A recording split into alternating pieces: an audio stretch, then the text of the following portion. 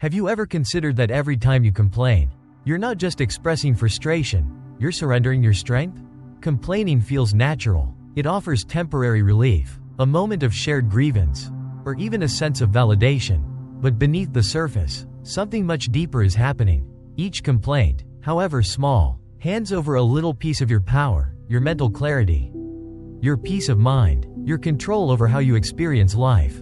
What if those moments of frustration, being stuck in traffic, dealing with a rude colleague, enduring an unexpected delay, were actually opportunities? What if, instead of feeding resentment, you could use those exact moments to sharpen your character, build your emotional strength, and move forward with more clarity than before? Today, we're diving into the Stoic philosophy that changed lives across centuries, from emperors to everyday people.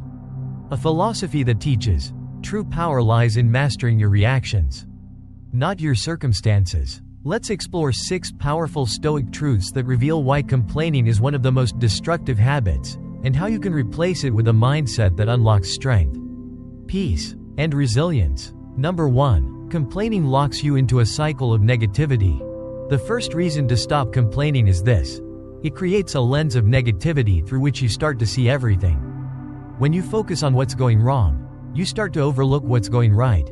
Your mind becomes trained to spot flaws, not blessings. It's like staring at a single crack in a wall and convincing yourself the entire structure is collapsing, even when it's not. Complaining narrows your perspective. The more you complain, the more reasons you find to be dissatisfied. The more dissatisfied you feel, the more negativity you speak, and the cycle continues. Epictetus, one of the great Stoic teachers, said, "It's not what happens to you, but how you react to it that matters." When you complain, you don't change your situation. You simply give it more power over your mind. The Stoic alternative? Pause, breathe, choose a better thought. Instead of saying, "This is unfair," ask, "How can I respond to this in a way that strengthens me?" That single shift transforms frustration into fuel.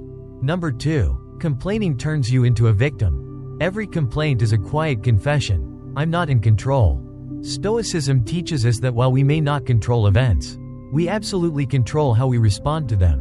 When we complain, we hand over that control. We become emotionally dependent on the world being a certain way, and when it's not, we fall apart. That's not strength, that's fragility.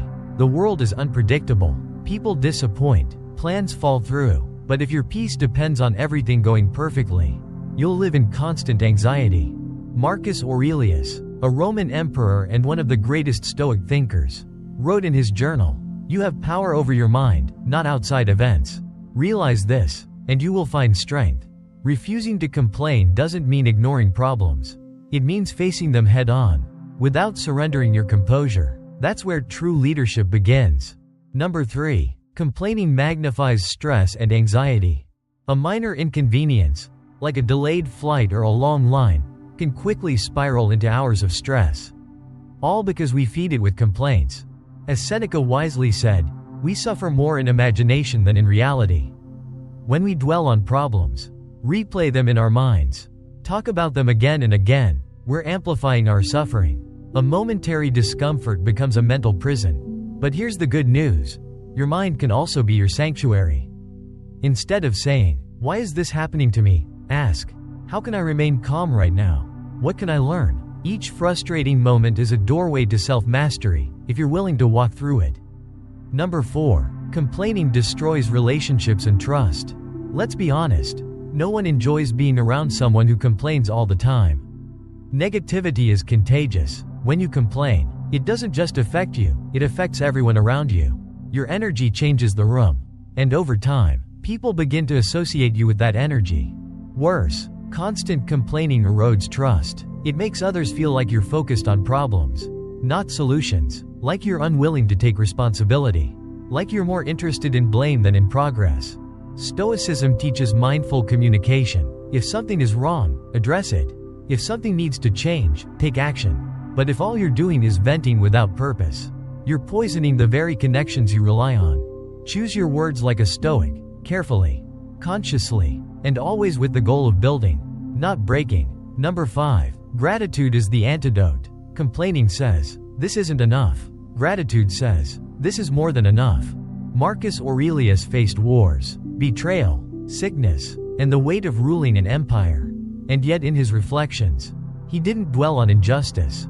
He focused on what he could be grateful for: teachers, friends, family, the mere ability to breathe and think clearly. Gratitude is not denial. It doesn't pretend that life is perfect. It simply shifts your attention to what's already working. Try this simple practice. Whenever you feel the urge to complain, pause. And instead, name 3 things you're grateful for in that moment.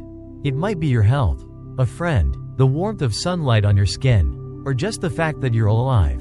The point isn't to fake positivity, it's to practice perspective. Gratitude reclaims your focus from scarcity and returns it to strength. Number 6. Hardships are training grounds for growth. The Stoics didn't wish for easy lives. They welcomed challenge, because they understood this truth. Growth doesn't happen in comfort, it happens in resistance. When we complain about difficulty, we're asking life to be easier instead of asking ourselves to be stronger. But it's in the struggle that we forge resilience.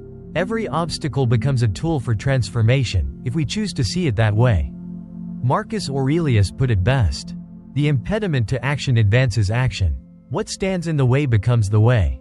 Don't waste your pain. Don't let hard moments pass without extracting their lesson. The next time life hits you with something hard, pause and say, "This is training. This is preparation. This is my forge." Complaining weakens you. Accepting challenge empowers you. Final thoughts. The Stoic path to power. Complaining is easy. It requires no discipline, no reflection, no strength, but the cost is high. It steals your peace. It drains your focus. It breaks your spirit. But when you follow the Stoic path, when you replace complaint with clarity, resentment with responsibility, and bitterness with gratitude, you unlock something rare: inner power. A power that doesn't depend on the economy, on people's approval, on good luck, or perfect timing. A power that is yours, always, because it's built from the inside out. So ask yourself today, where in your life are you giving away your power through complaints?